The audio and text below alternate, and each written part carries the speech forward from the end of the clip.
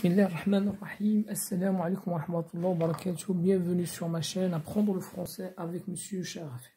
Alors dans cette séance, dans cette vidéo, je vais vous présenter un questionnaire pour mieux comprendre la pièce d'Antigone de Jean Anouilh. Alors, quel est le titre de cette œuvre? Antigone, 1942-1944. 1942, c'est date d'écriture, et 1944, c'est date de présentation. On ne dit pas date de publication, mais on dit date de présentation. Qui en est l'auteur? C'est Jean Anouilh. Il est né en 1910 à Bordeaux et mort en 1987 à Lausanne, en Suisse. À quel genre appartient-elle cette œuvre? Alors, c'est une pièce de théâtre, plus précisément, tragédie moderne. Qu'est-ce qu'une tragédie? C'est une pièce de théâtre qui se termine tragiquement. Un ou plusieurs personnages trouvent la mort à la fin. C'est le cas d'Antigone, d'Aimon et d'Eurydice. Est-ce qu'on montre la mort sur la scène de théâtre? Non. Dans la tragédie, il y a des règles appelées règles de bienséance qui interdisent d'exposer la violence sur la scène.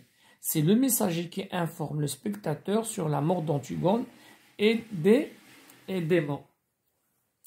Le chœur, dans cette pièce, va annoncer la mort d'Eurydice. Comment meurent ces personnages? Antigone est enterrée vivante, Aimon enfonce dans son ventre une épée et Eurydice se coupe la gorge. Pourquoi? Alors, Antigone est condamnée par son oncle maternel, car elle a bravé la loi en enterrant son frère Polynice, que le roi a interdit son enterrement. Aimon s'est suicidé parce que son père, le roi, a condamné sa fiancée à mort. Eurydice, la mère d'Aimon, s'est suicidée car elle a appris la mort de son fils et elle n'a pas supporté cette séparation et cette mort et elle s'est suicidée. Alors, question numéro 8. Pourquoi le roi a-t-il interdit qu'on enterre le cadavre de Polynice? Car le roi le considère comme un traître. Polynice s'est allié à des princes étrangers pour attaquer Thèbes, alors qu'il était gouverné par son frère Éthéocle, afin de s'emparer du pouvoir. Pourquoi recourt-il à la force? Mais tout simplement parce que Polynice, Éthéocle a refusé. Alors, pourquoi recourt-il à la force? Après le départ de leur père Oedipe, les deux frères se sont mis d'accord pour gouverner à tour de rôle, chacun une année. Mais après un an, Éthéocle refuse de céder le pouvoir à son frère. Qu'advient-il d'Éthéocle? Le roi a réservé d'imposantes, de grandioses funérailles à Éthéocle, qu'il considère comme héros national. Mais au cours de son altercation avec Antigone, le roi va dire que les deux sont des voyous ne valant rien, que les deux sont traîtres. Ils avaient tenté d'assassiner, avec un R ici, d'assassiner leur père. Qui sont les personnages de la pièce? Antigone, sa sœur Ismène, Noris, le roi Crion, l'époux d'Eurydice et père d'Aimon, Aimon, fils du roi et fiancé d'Antigone, enfin les gardes, le messager et le chœur. Pourquoi Antigone s'entête à enterrer son frère? D'abord, elle a avancé cet argument, elle considère cela comme un devoir religieux et fraternel, c'est son frère, et il doit se reposer selon les rites religieux. Alors, après, il dit qu'il le fait sans savoir pourquoi. Qu'est-ce qui montre que le conflit entre Créon et Antigone est aussi conflit de génération, la jeunesse contre la vieillesse. Alors, l'enthousiasme et la pureté d'Antigone se posent à quoi? À la sagesse, voilà, se pose à la sagesse et l'expérience de Créon. À quelle heure est sorti Antigone pour enterrer son frère? À 4 heures du matin. Avec quoi elle a essayé de l'enterrer? D'abord avec la petite pelle de son frère Polynice, que les gardes ont saisie, puis en grattant la terre avec ses mains. Donc on va enchaîner la suite concernant, voilà, donc ce questionnaire qui est très important pour comprendre alors cette pièce. Combien de temps dure l'histoire?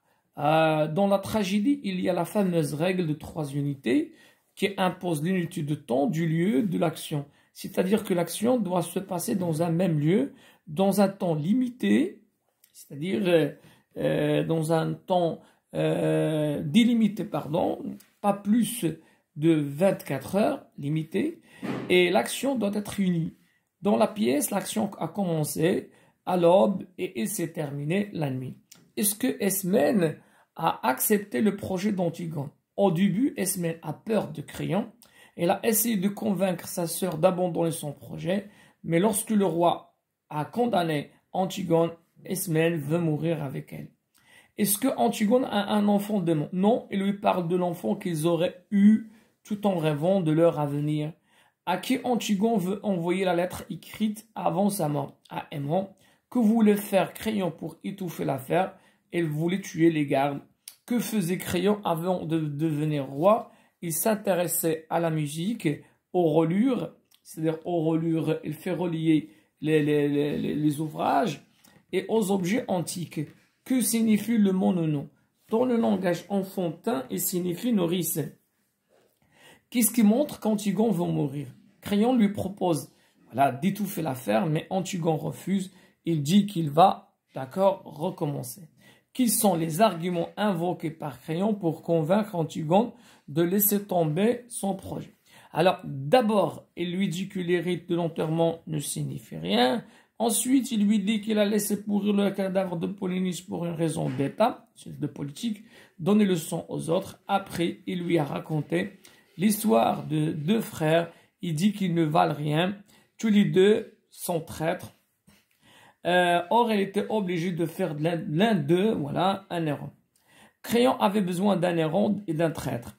L'un devait symboliser la loyauté, l'autre d'avertissement à toute vilité de révolte. Enfin, il lui parle du bonheur qu'il trouvera avec Aimon. De quoi s'est inspiré, de quoi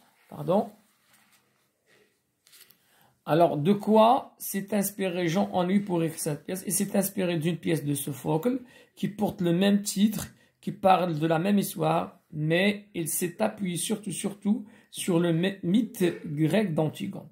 En quoi cette pièce diffère-t-elle de la tragédie classique? Dans la tragédie classique, il y a des actes, des scènes, alors que dans notre pièce, il n'y en a pas. La tragédie classique est écrite en vers et ne comporte pas de mots familiers ni de personnages vulgaires. Or, dans Antigone, il y a des personnages de cet acabit, les gardes, et il y a beaucoup de mots familiers, voire populaires.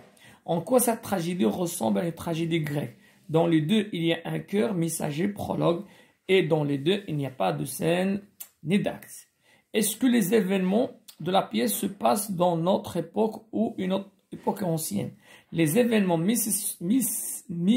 s'ils sont inspirés d'un mythe ancien, se passent dans notre époque. Et on va terminer, d'accord, ce questionnaire par un lexique du théâtre. Quiproquo, c'est un malentendu qui fait prendre quelqu'un pour quelqu'un d'autre ou une chose pour une autre chose.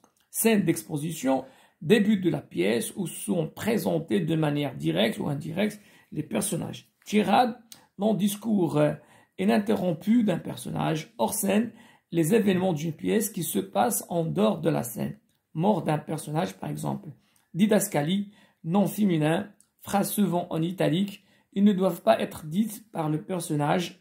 Ce sont des indications données par l'auteur, le dramaturge, sur la manière dont la pièce doit être jouée. Quel geste doit faire le personnage, sur quel ton il doit dire, quelle réplique, etc. Alors, j'espère que cette séance ou bien cette vidéo vous a plu. Encouragez-nous par vos j'aime. À la prochaine vidéo, Inch'Allah.